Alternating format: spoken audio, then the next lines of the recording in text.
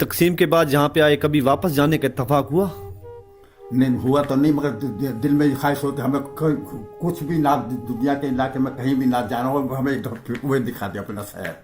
अब देख हमें कैसी गली बन रही है, कैसे वो बन रहा है, कैसा शहर बन रहा है, कैसा हमारे मकान में कौन आबाद है, क्या कर रहा, क्या कर रहा। जो कुआं था हमारे घर के आगे उसका क्या बना। जैसे जैसे यहाँ हमने ख़त्म कर दिया कुआं, ऐसे वहाँ भी ख़त्म कर दिया उन्होंने। नहीं, अब गाँव वहाँ पे मौजूद है आपका? क्या वो तो मैंने उस पर देखा, क्या दिखावे उस पर इंटरनेट पर देखा मैंने अपना शहर। ट्रेन जा रही है, ट्रेन जा रही है, बहुत ही आला किस्म का शहर बन गया, बहुत ही आला किस्म का, बहुत ज़बरदस्त। बड़ी अच्छी अच्छी ट्रेनें चल रही हैं, तेज गाँव 22-30 डब्बों की गाड़ियाँ चल रही हैं वहाँ, उसी हमारे शहर से गुजर रही हैं, दिल्ली से चल जा रही हैं या कहाँ से जा रही हैं। बहरहाल हमारे शहर से जब गुजरती हैं ना वो नज़र आती हैं। उसमें देखा मैंने खुद। और फसादात का कोई वाकया आपने जो सुना हो, देखा ना भी हो, सुना हो? नहीं जी, देखा मैंने खुद। अच्छा। दिल्ली में देखा। अच्छा जी। दिल्ली में देखा जी खुद वाकया जी। वो फ्रूट मंडी में मेरे चाचा थे मुलाजिम जी। तो वहाँ एक हिंदू टीचर आता था। वो मेरे को बड़ा मजबूर कर रहा था, मैं तुझे पढ़ा दूँ, मैं पढ़ा दूँ, मैं यहीं पढ़ा देख लूँ, मैं ये कर दूँगा, वो कर दूँगा। तो वो अब फिर एक से एक सिपाही भी आता था वहाँ हमारे चाचा के पास, वही फ्रूट वरूट खाता पीता था अपने बस। फिर उसने हमें को कहा कि भाई तुम जो है ना अब निकलने वाली करो, तुम यहाँ और थाने में आ जाओ, थाने में मेरी सुपुर्दगी में। हिंदू था, लेकिन वो टीचर भी हिंदू था और मुसलमान भी हिंदू था, वो सिपाही भी हिंदू था। वो हमें थाने में ले गया। फिर वो ऐलान हुआ कि भाई हुमायूं के मकबरे में सारे मुसलमान आ जाओ और भाई जो मकबरे में जमा हो जाओ, सब निकल जाओ बाहर, अपने अपने घरों से आ जाओ। जब सब रोड के ऊपर सब आगे अपने अपने घरों से निकल, जब रोड पर चल रहे थे ना, और बहुत मखलूक चल रही थी, दुनिया चल रही थी, आगे चल रहे थे। पीछे से जो है ना उन्होंने मशीन गन लगा के ना हिंदू सिख मिलिट्री ने बहुत मुसलमान मार दिए, बहुत बेशुमार मारे, बिल्कुल यानी मशीन गनों की गोलियां चला दी सब पे। सारे मुसलमान सड़क के ऊपर थे, सारे मुसलमान बचाने के लिए वहाँ जाने के लिए यानी जा रहे थे, सड़क पर चल रहे थे। वो हम अगर हम भी होते तो मारे जाते। हमें वो थाने में हिंदू सिपाही में रख दिया था। हम जब भी ये मंजर ख़त्म हो गया ना, फिर उसने निकाल के हमें घर भेजा अपने। फिर मैं तो चला गया, तो फिर ये बादल या ट्रेन ये गाड़ी वाली आ गई, तो मैं अपने शहर पहुंच गया था। फिर मैं अपने माँ बाप भाइयों के साथ आया इंडिया से। अच्छा। ये कत्लेआम जो हुआ था, इसकी असल में वजह क्या थी? मैं कह रहा हूँ लीडरों की तकरीर है बस। मैं तो ये महसूस करा कि भाई ये उकसाया उन्होंने लड़ने मरने के लिए, मारो भाई मारो। कोई यानी कोई मुसलमान मिल जाता हिंदू को तो हिंदू मार दे, कोई पूछ के चला। एक दूसरे को कोई गांव के गांव जला दिए, कोई ना पूछने वाला। नहीं, ये खून क्यों उतरा था, मेरा सवाल यही है। मैं तो यही महसूस करा जी, ना ये लश्कर देने वाले लश्कर देते मुसलमानों के खिलाफ, और हिंदू मुसलमानों के खिलाफ, मुसलमान हिंदुओं के खिलाफ। लश्करबाजी जो चली है ना, नारेबाजी, तो पता ना क्या क्या बस। और वो मैं एक और बता दूं मंजर, मैंने तो कुर्बानी के दिन आए गए, गाय को ज़िबा करने के दिन थे, तो इन्होंने पहले हिंदुओं ने बहुत ही ज़्यादा इंतज़ाम कर दिया। पाकिस्तान बनने से 2 साल पहले की बात बता रहा हूँ ये सर, मैं उस वक्त 15 साल का था जी। बड़ा इंतज़ाम करा इन्होंने, हिंदुओं ने। हर मुसल्ला हो गए, बहुत मंदिरों में जमा हुए हज़ारों की तादाद में। और मुसलमान बड़े बूढ़े यानी कोई बात करते भी थे ना, तो मानते नहीं थे बढ़ के, ऐसा नहीं हो सकता। हम छोटे बंदे कहते थे बड़ों से कि भाई इस दफे लड़ाई होनी है, अब बिल्कुल झूठ है, कुछ ना होगा ये। अच्छा, कोई बहरहाल वो शहर से बाहर था, कमेटी के एरिया में था ज़िबा गाह, जहाँ पे गाय ज़िबा करते थे। ज़िबा करके जब हम शहर के अंदर दाखिल हुए ना, हमारे मुसलमान बैल ठेले होते थे, बैल ठेले जैसे बैल गड्ढे हुए, इस तरह लाश यानी ज़िबा करके गाय उन पर यानी लोड थी। और जिस वक्त मंदिर के सामने आए ना, वहाँ तो 300-350 बंदा था, वो हिंदू मुसल्ला।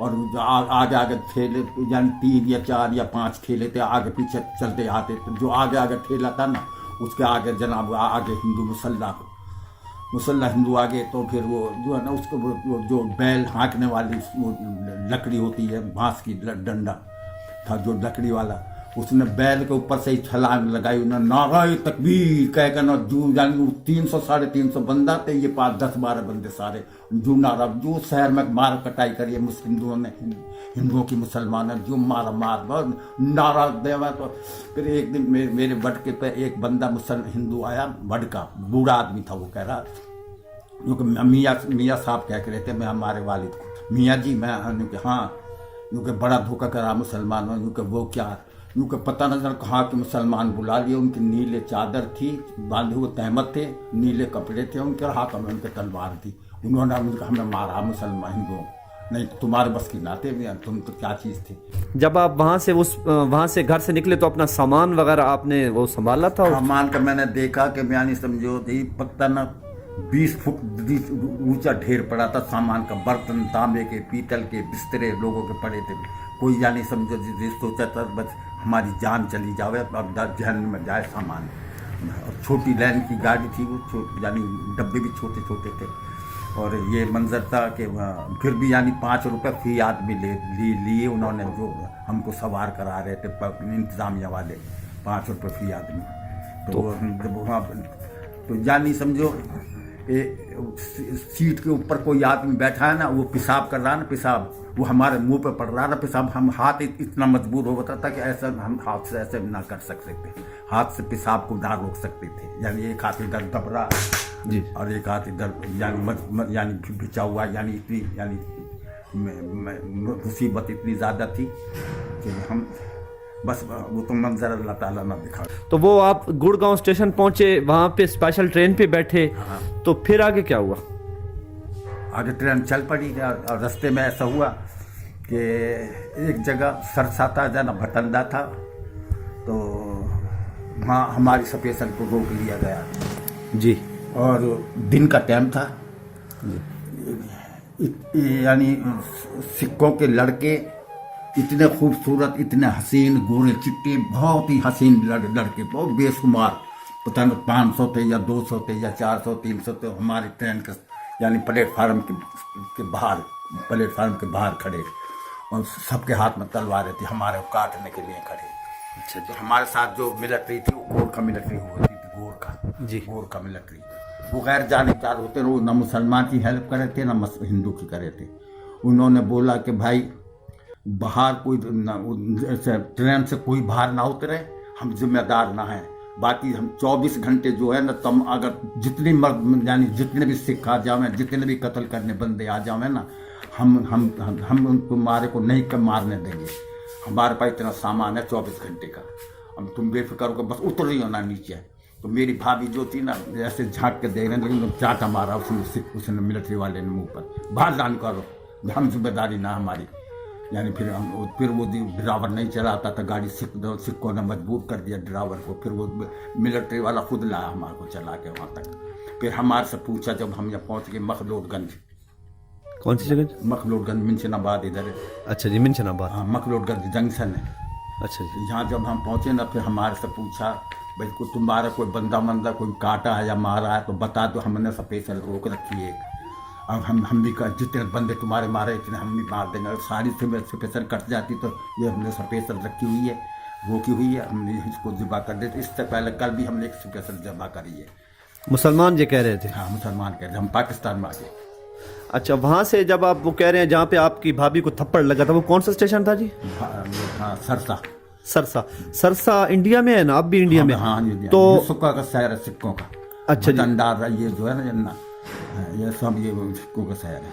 तो पाकिस्तान में जब आप आए तो पहला स्टेशन कौन सा आया था? मखलूकगंज, जो जंक्शन है पाकिस्तान में, सरहद पे 8 मीटर सिर्फ सरहद वहाँ से। अच्छा जी। फिर हम आगे मिंशनाबाद में, वहाँ। अच्छा, अब मशहूर है वो, अखबारों में भी नाम आता रहता है मिंशनाबाद। बिल्कुल है। वहाँ हम आए, जो हमने नीचे हम सोते थे, हमने हिंदुओं का मकान पड़ा था।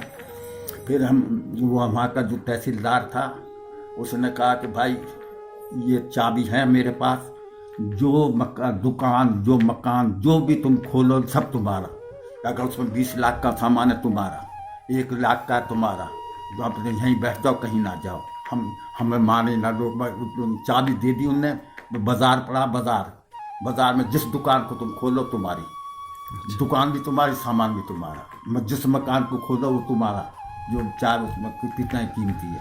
हमारे जो सरबराह न माने, तो चलो आगे, चलो आगे। मुल्तान में आगे, मुल्तान में तो जो है ना जी, जुए जानते हो तुम? जी जुए जी जी जी जी।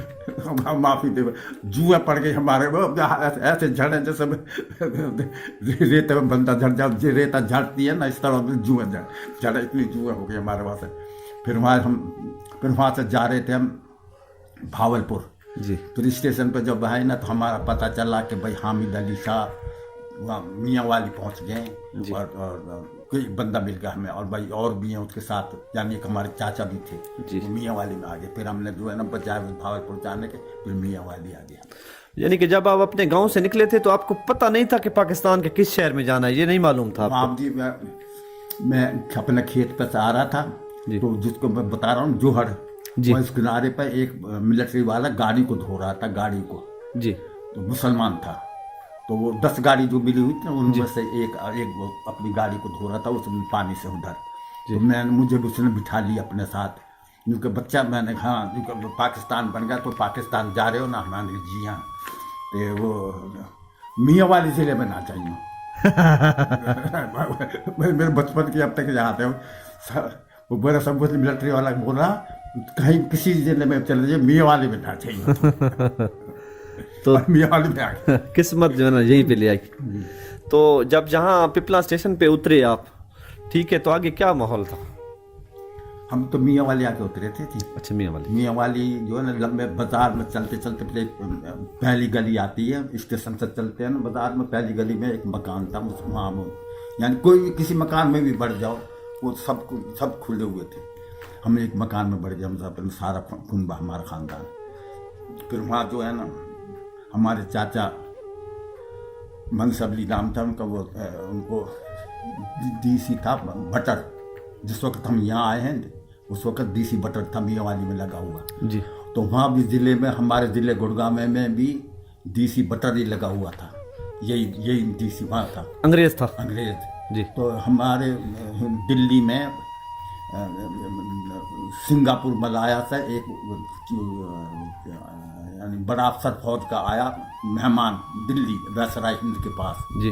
तो वो फिर शिकार खेलने चला गया हमारे इलाके में जी। तो हमारे इलाके में ये इंचार्ज थे कि भाई जो गैर कानूनी तौर पर शिकार कर रहे हैं उसका चालान करते हो जी। तो वो मेहमान था और कमांडर इन चीफ था, जनो कौन था फौज का बड़ा अफसर, तो इन्होंने हमारे चाचा ने उसका चालान कर दिया। ये गेम अफसर क्या हुए थे पता ना क्या कहते हैं वो, जो शिकार वाइल्ड, हाँ जी, वाइल्ड लाइफ का इंस्पेक्टर होते हैं। हाँ इंस्पेक्टर थे। फिर सारे शहर वालों ने, बड़े अफसरों ने, सब ने, नंबरदारों ने, सब ने सिफारिश करी हमारे चाचा पे, भाई तुम चालान काट दे, चालान काट दे, ना कर चालान, ना कर। नुक नहीं मैं करूँगा। फिर वो चालान जो था ना वो चला गया डीसी के पास ज़िले में। तो ज़िले में जब इनकी पेशी हो गई, यानी इन्होंने बयान शान को रिकॉर्ड करवाना था, तो फिर उसने घड़ी दी थी इनाम में कि तुमने हमारे मेहमान की इज्जत ना करी, हमारे कानून का एहतराम करा, ये इनाम है तुम्हारा। वो जेब की घड़ी थी। वो जेब की घड़ी उधर डीसी के पास जब मेरे चाचा गए तो उधर मीर अब्दुल्ला खान बैठा था, पिपला वाला। अच्छा। तो वो जब वो घड़ी में टाइम देखने लगे ना, मेरे चाचा ने देखा ना, तो फिर वो अंग्रेज ने पिछान दिया, ये ओ वेल तुम तो फलाना बंदा है, तुम ये घड़ी मैंने दिया तो तुम्हारे इनाम में तुमने हमारे कानून की पासदारी करी थी भाई, इस वास्ते जो है ना भाई ये हम वो कहने लगा, अमीर अब्दुल्ला खान को बोला वो डीसी, भाई इनको तुम अपने शहर में ले जाओ, ये बंदे बहुत अच्छे हैं, बहुत, यानी हम कानून का, यानी बहुत तारीफ करी हमारे चाचा की उसने डीसी में। फिर जब अमीर अब्दुल्ला खान के कहने हम यहाँ आए, ये हमारे दोनों ये इधर हवेली है एक मास्टरों की जी, ये भी हमारे हवाले कर दी, ये भी हमारे हवाले कर दी। अच्छा। हम यहाँ आगे, हम तो सिर्फ एक कमरे में, सिर्फ हम 3 भाई हम थे, 3 भाई हम एक कमरे में हो गए, एक भाई एक कमरे में हो गया, एक भाई एक कमरे में हुआ, 5 भाई 5 कमरे रोके गए बस, और सारी तो खाली पड़ी सारी, समझेंगे। फिर हमने अपने किराए से, फिर रिश्तेदारों को कोई सुजाबाद से, कोई मुल्तान से, कहीं से बुला के यहाँ बात कराए। यानी एक ही कमरे में 3 बढ़ गए जूना के 3 कमरे रोक ले। अब मोल ले रहे, मोल लिए पर कहीं जो छोड़ के जाते रहे ना उनसे मोल खरीदते रहे। अब ये भी इस भाई ने लिया ये कमरा ये। अच्छा जी। तो जब आप यहाँ पे इस हवेली को जब आपने कब्जा किया तो इस हवेली में हिंदुओं की कुछ बाकियात थी? सरगम मूली खड़े थे यहाँ। बड़े मोटे मोटे सरगम मूली, बड़ी बड़ी मूली है। या खेती बाड़ी खेत थे ये जी। इधर खेत थे, इधर सामने भी खेत था। ये कमरा बन रहा था हमारा मदरसा बना हुआ जो। जी जी जी। ये सामान रखने का था, हल बैल क्या हल वगैरह यानी सामान रखने का था। यहाँ कुआं था, यहाँ इधर दरवाजे के बाहर कुआं था बहुत बड़ा। अच्छा। हमने चलाया वो तो काश्त करी, मूली सरगम में काश्त करे। यहाँ पे यानी कि कुछ सामान वगैरह नहीं था? सामान एक ही कमरा था, वो तो चारपाइयाँ भरी हुई थी इसमें। अच्छा जी। सिर्फ चारपाइयाँ और कोई सामान ना था। और ये आपने पता करा कि यहाँ पे कौन से हिंदू आबाद थे, उनके नाम वगैरह कौन से? गणेशा बतावें। अच्छा गणेशा। हाँ, एक लखानी चंद। लखानी चंद। हाँ, यानी लाख कनार का मालिक था और लखानी चंद के वजह से। और एक गणेशा बतावें। हमें तो पता ना, भाई यहाँ सुना हमने। गणेशा तो बदमाश का ये था। अच्छा जी। तो और उनकी कौम कौन सी थी गणेशा की? पता ना, कोई खतरे में होंगे कोई। अच्छा, ये लाखानी कौम नहीं थी? लखानी होगा तो मैं तो जानता ना सर। ये यानी इधर जाओ झामड़ की तरफ जाओ तो इनका रकबा, इधर ये जो ज़्यादा बड़ी नहर की तरफ जाओ ये जिसमें ज़्यादा बात गरेट बरेट बना हुआ ये सब ये हिंदुओं का ही था। ये और इधर इधर ये क्या नाम है दुआबे की तरफ, जहाँ क्या नाम है उसका पता मैं अल्लू वाली जी। अल्लू वाली का ना ये ढिंगाना वगैरह में इधर ही रकबा था उनका, करोड़ में भी रकबा था। अच्छा जी। तो जब आप यहाँ पे आए तो आपने पिपला के अंदर जब आप आए तो आपने यहाँ पे सुना कि यहाँ पर भी कत्लेआम हुआ था? हाँ बताइए भाई, स्टेशन के साथ यहाँ कुआं था, कोई कुआं भी काट काट कर भर दिया था। 2 कुएं थे, एक पल्ली तरफ एक वाली तरफ। अच्छा जी। जी आपने और स्टेशन पे कभी आपको उन दिनों में जाने का इत्तेफाक हुआ या आप उतरे तो आपने कोई वाक़यात देखी? 3 दिन में गाड़ी आती थी जी। 3 दिन में एक गाड़ी आती थी बस। तो हमने और कोई चीज़ हमने ना हमें ज़रूरत पड़ी, हम तो फिर ऐसे आए फिर गए ना मुड़ के फिर कहीं कहाँ जाते। हमारा कहीं कोई रिश्तेदारी तो थी ना उस वक्त, तो नवे आबाद हुए था कहीं, हम कहाँ जाते। तो आज जब आप इस टाइम पर हैं और उस टाइम को अगर आप मवाजना करें तो ये दौर अच्छा है या वो दौर अच्छा था? सबसे अच्छी बात ये है जी इस वक्त हालांकि खुशहाली उस दौर के निस्बत बहुत ही ज़्यादा है जी। बहुत ही ज़्यादा जितनी का उतना थोड़ा। हर कोई यानी मैं ये ना हर कोई बंदा जी जितनी यानी गुर्बत जो थी ना जी उस वक्त उसके मुकाबले में अब बहुत ही ज़्यादा है। मगर उस वक्त फिर भी है यानी मोहब्बत बेइंतहा थी उस वक्त, बहुत ही ज़्यादा मोहब्बत। भाई भाई को समझता था, बाप बेटे को समझता था। अब ना है वो बात। हालांकि अब यानी खुशहाली है। जब यानी तंगी थी उस तंगी दौर में बहुत अच्छे थे, मोहब्बत थी और इसके अलावा कुछ ना था। और अब सब कुछ है, मोहब्बत ना है। बस ये आखिर में बस एक ही छोटा सा सवाल यही है कि ये जो आपकी वीडियो है ये पूरी दुनिया में देखी जाएगी? अच्छा ठीक है जी। तो हिंदुस्तान में भी कुछ दोस्त हैं वो भी देखेंगे, ठीक है? तो शायद उनके बड़े बूढ़े जो है ना वो भी शायद देखें ना। मुश्किल शायद जिंदा हो जी को पता है। तो आपके जो दोस्त हैं उनके एक मरतबा नाम बता दें, कुछ हिंदुओं में से अगर कोई हैं या जो मुसलमान हैं वहाँ पे रहते हैं, नाम बता दें फिर बस। वो हिंदू तो बेचारे कहाँ होगा, वो तो जानी उनके बेटे वगैरह हों। तो वो जो है ना मेरे दरअसल मेरी बात सुनो ना, मैं तो 3 साल मैंने दिल्ली में गुजारे। मैं जो और पता न कौन थे वहीं भूल जाऊँगा मैं, वहाँ मेरे याद ना है वो बात है मुश्किल है। क्योंकि मैं दिल्ली चला आया था पढ़ने की वजह से। कौन से स्कूल में पढ़ने के लिए दिल्ली में?